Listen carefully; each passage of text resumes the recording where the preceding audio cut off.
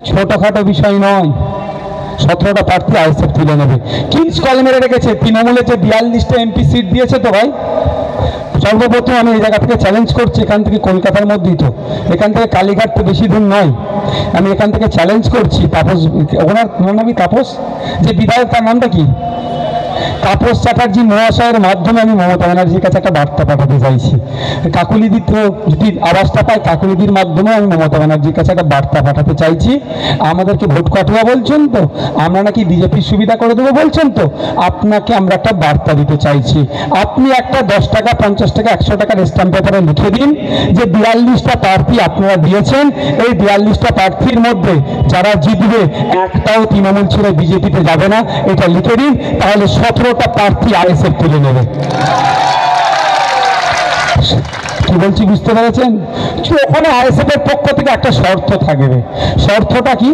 যদি একটা গেছে তা পিছলেছে, তার দায়ভার আপনাকে নিতে হবে এবং আপনাকে মুখ্যমন্ত্রীর পদ থেকে পদত্যাগ করতে হবে। লিখে দিতে পারবে? লিখে দিতে পারবে? আমি আপনাকে বলছি উনি লিখে দিতে পারবেন না, ওই কনফিডেন্স ওনার মধ্যে নাই। উনি ওনার বাড়ির কাছেই নিজের কনফিডেন্স হারিয়ে যাচ্ছে। শুনছি অভিষেক বাবু আর মমতা ব্যানার্জি কে মুখ্যমন্ত্রী হবে সেই নিয়ে নাকি আলোচনা চলছে। মমতা ব্যানার্জি নাকি চাইছেন না, যদি এই বিষয়ে সত্যতা নেই, আমি শুনেছি শোনা কথা। কিন্তু একটা কথা আমরা ভুলে যাচ্ছি না, 21 সালে 2021-এ বিধানসভা নির্বাচনের সময় ওনার পায়ে নাকি কে ওনাকে মেরে দেওয়ার চেষ্টা করেছিল, ওনার পায়ে আঘাত পেয়েছিল। আজকে 3 বছর হতে চলেছে। দুঃখের বিষয়, আমার রাজ্যের মুখ্যমন্ত্রী যিনি প্রাণঘাতী হামলার সম্মুখীন হয়েছিল, কে হামলা চালালো তার চাঁদ মুখটুকু আমরা একটু দেখতে পেলাম না। বুঝতে পারছেন না কে হামলাটা চালিয়েছে? আমার দেশের রাজ্যের মুখ্যমন্ত্রীর যদি যেতে হামলা চালাতে পারে, তাহলে নাগরিক আমরা কতটা অসুরক্ষিত। কিন্তু যে অপদার্থ হামলা চালিয়েছে তার তো জেলে রাখা দরকার, তার এখন 3 বছর তো তার শাস্তি হয়ে যাওয়ার দরকার ছিল। কিন্তু সে কে, সেই সোনার টুকরোটা কে যে আমাদের রাজ্যের মুখ্যমন্ত্রী হামলা চালিয়েছিল, তাকেও দেখতে চাই, তার সাহসকে দেখতে চাই। কিন্তু দুঃখের বিষয়, আমিও ভাই ক্লান্ত হয়ে গেছি, সেটা কে দেখতে পেলাম না। কিন্তু এটাকে নিয়ে তিনি ভোট চাইলেন, ভোট চাইলেন, ভোট চাইলেন। তারপরে কি আসলো? কোথায় আপনার বর্ধমান থেকে ফিরছিল, 200 স্পিডে নাকি একটা গাড়ি এসে এমন ধাক্কা মেরেছে, ওনার ড্যাশবোর্ড খুলে নাকি ওনার মাথায় রেখে মাথা ফেটে গিয়েছিল। শোনেন ভাই, আমাদের উনি যে গাড়িটাতে চেপেছিলেন ওটা টয়োটার ফরচুনার ছিল সম্ভবত। টয়োটা কোম্পানি যদি বাংলা ঠিকঠাক বোঝেন, মেন মালিক এই এখানকার যিনারা দায়িত্বশীল আছে, বাংলা থেকে ওই ভাষায় ট্রান্সলেট করে না, ইংলিশে না ট্রান্সলেট করে পাঠালে আলাদা জিনিস, যে আমাদের রাজ্যের মুখ্যমন্ত্রীর বদনাম হয়ে যাবে। বাংলায় যারা চাকরি করছে আমাদের রাজ্যেরই তারা তো, যে আমাদের এই তথ্যটা তাদেরকে দেবেও বদনাম হয়ে যাবে, হয়তো নাও দিতে পারে। কিন্তু টয়োটা গাড়ি যদি জানে মালিক কোম্পানি বা যারা মেন জায়গায় আছে, তারাও কিন্তু খুব ভয় পেয়ে যাবে। এখানে নতুন করে ট্রেনিং, মানে যে ম্যানুফ্যাকচারিং যেখানে হচ্ছে গড়বড় ছিল। আর না হলে মমতা দিদি যে টয়োটা ফরচুনারে চেপেছিল ওটা ডুপ্লিকেট টয়োটা ছিল।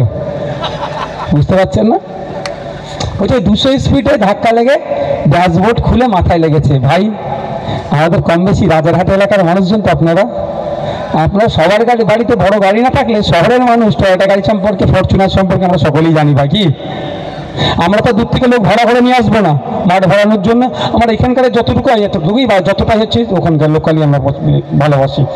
তো আপনাদের বলি, টয়োটা গাড়ির সামনে অ্যাক্সিডেন্ট হলে কি হয়? যদি অ্যাক্সিডেন্ট বাই চান্স হয়ে যায়, ওর মধ্যে কে থাকে না, ওটা কি বলে গো ভাই, আমার তো দামি গাড়ি নয়, এয়ার ব্যাগ থাকে না? ড্যাশবোর্ডে মাথা ঠোকার আগে ওখান থেকে এয়ার ব্যাগ খুলে ড্যাশবোর্ড আর মানুষের মধ্যখানে এসে যায় না? 1 নম্বর কথা। দ্বিতীয় কথা, এমন অ্যাক্সিডেন্ট হলো ড্যাশবোর্ড খুলে গেল, সামনেটা ভালো থেকে গেল। হয় উনি ডুপ্লিকেট টয়োটা ফরচুনারে চেপেছিলেন, আর না হলে তিনি অসত্য কথা বলছেন, দুটোর মধ্যে একটা। তা সেই বিষয়টা আমার দৃষ্টিতে হলো। যেটা লেটেস্ট হয়েছে সেটা হচ্ছে ওনার বাড়ি থেকে শুনলাম, ওনার বাড়িতে পড়ে গিয়েছেন। কি হয়েছেন হয়তো দেখার দরকার নেই আমার এখন, যে ওনার বাড়িতে উনি চোট পেয়েছেন। বাড়ি থেকে SSKM আসলো অনেকটা রাস্তা। কিন্তু দুঃখের বিষয়, আমরা আমাদের বাড়িতে কেউ চোট হয়ে গেলে, হাত ভাঙুক যাই হোক হ্যান করে কি গামছা টামছা যা পাই আগে কি করি বেঁধে দিয়ে তারপর হসপিটালে নিয়ে যাই। তো ওনার তো রক্তটা ছিল একটু মোছার মতো, কেউ পেলেন না ওখানে। আহারে, আমাকে সত্যি কষ্ট লেগেছে, ওটাই আর কি ভাবছি না, সিরিয়াস বলছে, আমাকে কষ্ট লেগেছিল। এটা যে রক্তটা যেটা ছিল ওখানে নাটক ছিল না, অসত্য ছিল না, ওটা অসত্য, কিন্তু একটা মোছার লোক পেল না। দ্বিতীয় কথা, ওখান থেকে এতটা আসলো, আপনার কদিন আগে শুনেছিলেন মমতা ব্যানার্জির এক ভাইপোর বিয়ে হচ্ছিল পাহাড়ে, প্রায় 130টা ডক্টর নিয়ে গেছিল, না এই ধরনের কটা ডক্টর নিয়ে গেছিল, ওটা নিয়ে খুব আলোচনা হয়েছিল তো ভাই। তারপরে তৃণমূলের পক্ষ থেকে যুক্তি কে দিয়েছিল, Z+ সিকিউরিটিতে ডাক্তার থাকে। বেশ ভালো কথা, একটা ভাইপোর বিয়েতে এত ডক্টর গিয়েছিল, ভাইপোর তো ওনার অভাব নেই, উনি ওনার ভাইপোদের কথা অনেক ভাবে এত ডক্টর নিয়ে চলে গেলেন বিয়ে বাড়িতে, কিন্তু আমাদের ভাইপোদের কথা মমতা ব্যানার্জি একবারের জন্য ভাবছে না। তাই জবাব দেওয়ার সময় এসেছে, মমতা ব্যানার্জি যদি তার ভাইপোর কথা ভাবে, আমরাও আমাদের ভাইপোর কথা ভাববো আজ থেকে।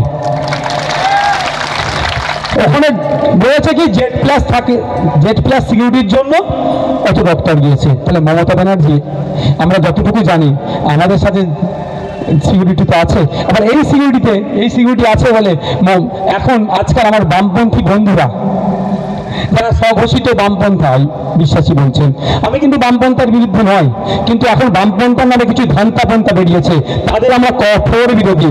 যারা সকালে বামপন্থা করে আর সন্ধ্যের পরে তৃণমূল বিজেপি RSS করে, তাদের আমরা কঠোর বিরোধী করছি। আচ্ছা, এই ধরনের মাল আপনাদের এলাকায় বেশ কিছু, সকালে CPM করে রাত্রেবেলায় তাপস চ্যাটার্জির সাথে যে ফুসফুস করছে, এইরকম এরকম অনেক আছে। 4 নম্বর ওয়ার্ড, 5 নম্বর ওয়ার্ড থেকে শুরু করে পৌরসভার দিকে এদিকে অনেক আছে এই ধরনের। রাত দিনের বেলা CPM করছে, রাতের বেলা গিয়ে বিজেপি পার্টি অফিসে গল্প করছে, এই ধরনের অনেক আছে। তারা বলছে না কি বিজেপির দেওয়া জিনিস, এটা বিজেপির বাপের টাকার মাইনে চলছে নাকি, এটা ভারত সরকারের।